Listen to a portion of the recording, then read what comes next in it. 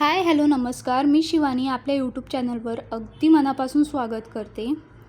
येथे आपण 1.5 ते 2 वर्षाच्या मुलीचा बेबी फ्रिल फ्रॉक शिवणार आहोत. अगदी सुंदर आणि सोबर असा तयार झालेला आहे. बघू शकता तुम्ही फिनिशिंग. त्यासोबतच मी या व्हिडिओमध्ये छोट्या टिप्स आणि ट्रिक्स पण ॲड केले आहेत. त्या नक्कीच तुम्हाला हेल्पफुल ठरतील. चला तर मग कटिंगला सुरुवात करू. येथे मी कटिंगसाठी आधी पेपर घेतला आहे, कारण प्रत्येकालाच डायरेक्ट कापडावर कट करणे जमत नाही. बिगिनरसाठी तर मी हेच सजेस्ट करेल. येथे मी टॉप पार्टची 8 इंच लांबी घेतली आहे. दोन्हीकडून समांतर लाईन आखून कट करून घेतलं आहे. तसेच शोल्डर 4 इंच आणि आर्महोलही सेम 4 इंच घेऊन पॉईंट करून स्केलने आखून आर्महोल लाईन पुढे करून घेतली आहे. आता 2 इंच गळा रुंदी आणि 3 इंच गळा लांबी स्केलने आखून घेतलं आहे.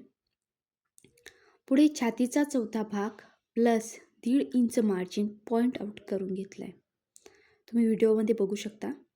येथे छातीचा चौथा भाग माझा 5.5 इंच प्लस 1.5 इंच मार्जिन असे 7 इंच झालेले आहे. खाली कंबर 6.5 इंच घेतली आहे. आता इथे शोल्डरच्या मधल्या डिस्टन्सचा मधला पॉईंट काढून घ्यायचा आहे. जसं की माझं 2 इंच झालं आहे तर मी 1 इंचावर मार्क करते आहे. तसेच गळ्यालाही वरती 1 इंचावर मार्क करून घेतलं आहे आणि आर्महोललाही. 3 पॉईंट एकमेकांना जोडायचे. बघू शकता व्हिडिओमध्ये कसे जोडलेले आहेत. दोघांनाही असा गोलाकार देऊन सिम्पली बघू शकता आपला तिन्हीही आकार झालेला आहे. आता कट करून घ्यायचं आहे. मला पेपर कटिंग ही नेहमीच उपयोगी ठरली. तुमचं याबाबतीत काय मत आहे कमेंट करून नक्की सांगा. आपली पेपर कटिंग झाली आहे. मी 2 फोल्ड अस्तरचा कापड घेतला आहे. सिम्पली पेपर कटिंग त्यावर ठेवून ड्रॉ करून कट करून घेतलं आहे. बघा पेपर कटिंगमुळं आपलं अर्धं काम सोपं झालं आहे. झटपट कटिंगही होतं आहे. सेम मी मेन फॅब्रिकही 2 फोल्डमध्ये कट करून घेतलं आहे. बघू शकता.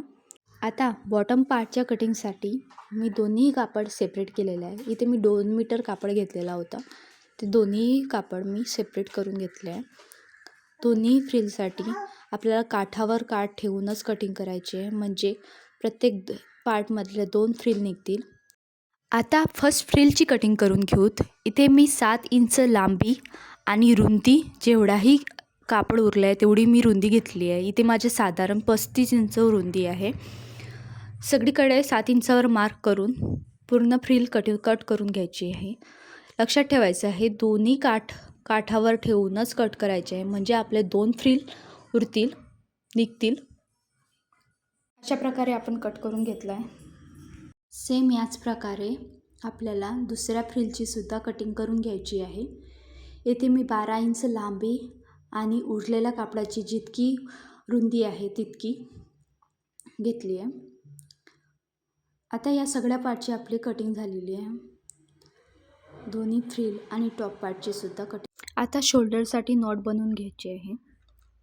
इथे मी कुठलाही लूप टर्न न वापरता अगदी सोप्या पद्धतीने नॉट बनवून घेतले आहे. 1 इंच रुंदी आणि 9 इंच लांबीच्या अशा 4 नॉट बनवून घेतले आहे. बघू शकता. अलगद हाताने ओढून ते बाहेर काढले आहे. सेम अशाच प्रकारे कमरेची बेल्ट पण बनवून घ्यायची आहे. 2 इंच रुंदी आणि 9 इंच लांबीचे असे. सिम्पली आपण टॉप पार्टचे सुद्धा स्टिचिंग करून घेणार आहोत. येथे आपण मेन फॅब्रिकवर अस्तर ठेवून घेतलं आहे आणि शोल्डरच्या ठिकाणी नॉट टाकून घेतले आहेत दोन्ही बाजूने. फिटिंग साईड सोडून आर्महोल आणि नेकलाईन स्टिच करून घ्यायची आहे. स्टिच करताना 1/2 इंच शिलाई घ्यायची आहे आणि शोल्डरला नॉट घेऊन परत शिलाई टाकून घ्यायची आहे. आर्महोल आणि गळा स्टिच करताना नेहमी हे लक्षात ठेवायचं आहे की शिलाई ही प्रॉपर आली पाहिजे, कारण शिलाईमुळे आपली फिनिशिंगही छान येईल. त्यामुळे हळूहळू गळा आणि आर्महोल स्टिच करून घ्यायचं आहे. बघू शकता आपण दोन्ही साईडने फिटिंगची साईड स्टिच केलेली नाही आहे. धागा कट करून घ्यायचा आहे आणि पूर्ण फॅब्रिक व्यवस्थित कट करून घ्यायचं आहे. छोटे छोटे नॉचेस देऊन द्यायचे आहे. नॉचेसमुळे पूर्ण कपडा बाहेर येतो आणि फिनिशिंगही छान येते. पलटी करून प्रॉपर ओढून घ्यायचं आहे, कुठेही कपडा राहता कामा नये. आता दोन्ही साईडने व्यवस्थित ओढून आपल्याला चारही बाजूने स्टिच करून घ्यायचं आहे. शिलाई टाकून घ्यायची आहे.